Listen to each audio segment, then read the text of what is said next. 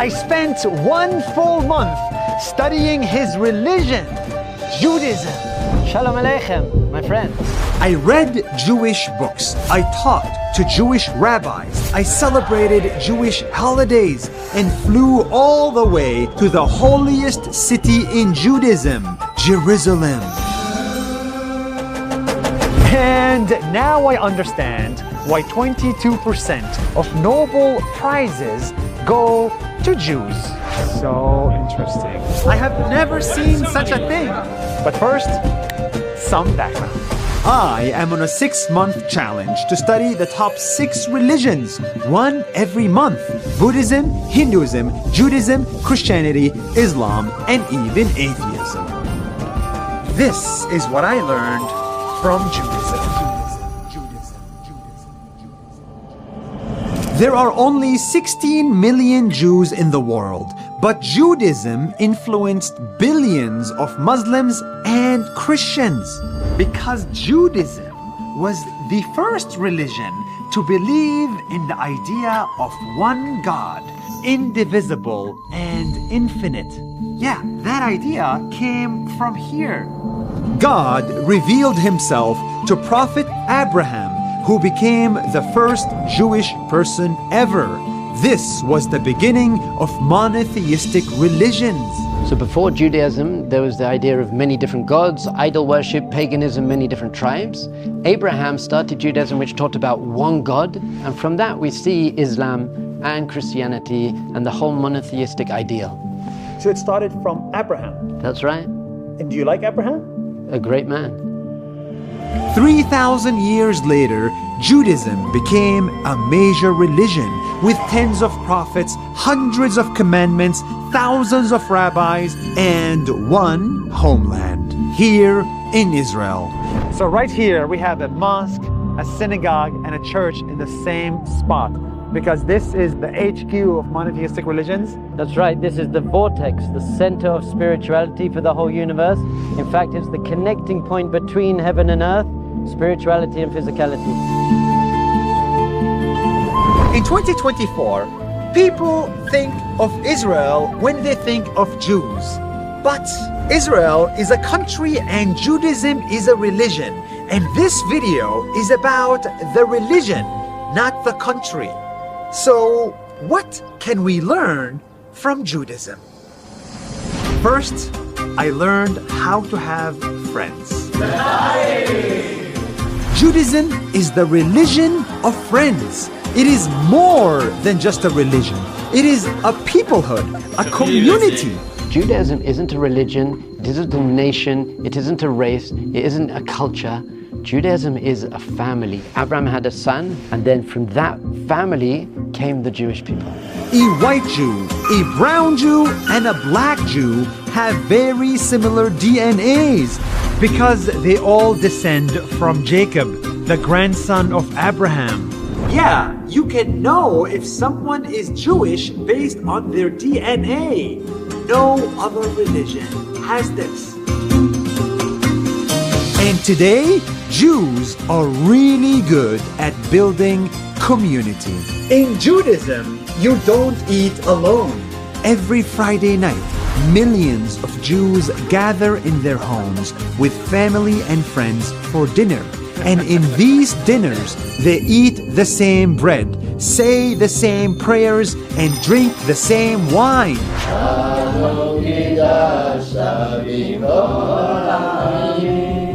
This is called Shabbat. And it is so important that some Jews never miss it. I'm married almost 19 years. I have never once missed a Shabbat at home with my wife and kids. In 19 years? Never, not once. So the word Shabbat actually comes from the word lashevet, which means to sit down. And it's saying, just sit down. During the week, we're running, we're trying to accomplish and achieve so much, and social media, and there's so much going on. And it says, one day a week, Shabbat, sit down. Check this out. The city is empty. There's nobody here. Everything is shut down. It's closed. And everybody is taking a day off. One day a week to rest and focus on family. In Judaism, you do not pray alone. Jews have to gather a community of 10 people minimum for their prayers to become even more powerful. In Judaism, you don't suffer alone. When a Jewish person is sick, their name is broadcasted at the synagogue and the community prays for them. We're not just praying for ourselves. We're praying for our brothers and our sisters and everyone around us in all the world. And it makes it a lot more powerful and not so self-centered. In Judaism, you don't travel alone. When a Jewish person travels, they can join a Chabad house in more than 100 countries and make friends there. And in Judaism, you don't party alone. When a Jewish boy turns 13, they become an adult, and the whole community celebrates that 13-year-old kid in one giant party. This is unlike anything I have seen. We really focus on the power of community because we know that one person can't do it on their own. We need each other. All of us feel lonely. All of us want to belong. And Judaism as a religion has the solution to that. That starts with your own community. If you don't love each other, how are you going to impact the world around you? So that's why we pray together and we eat together and we dance together and we cry together. We're together because that's the only way anyone's ever going to reach their ultimate potential and the whole purpose of creation.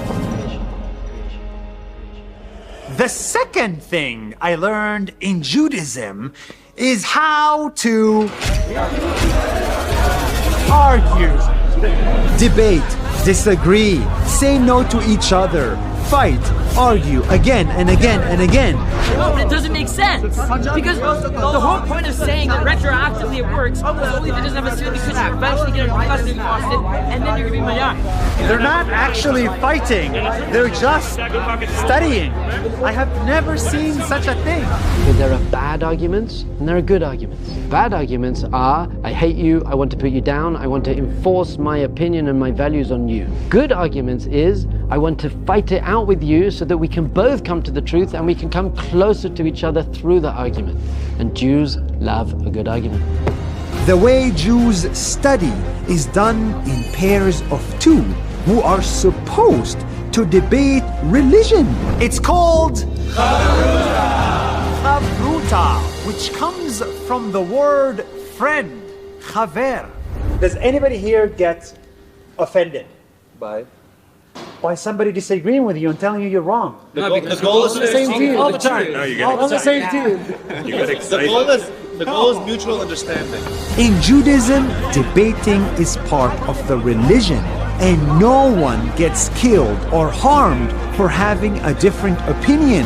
So it's two friends getting together to fight each other, but fight for the truth. And when we finished and we close our books, then we shake hands and we have a hug and we go and eat together and pray together. Some people say if you put two Jews in a room, you get three opinions. This is funny, but it's actually a good thing. The more you disagree, the closer you get to the truth. Jews like to argue because we are completely devoted and committed to finding the truth. And maybe that is why 22% of Nobel Prizes go to Jewish scientists. Because of these two major factors, the culture of arguing for the truth and the drive to improve the world and make it a better place, put those two things together, you're going to win lots of Nobel Prizes. That's a lot of them. A lot of them. Baruch Hashem. Thank God. Inshallah.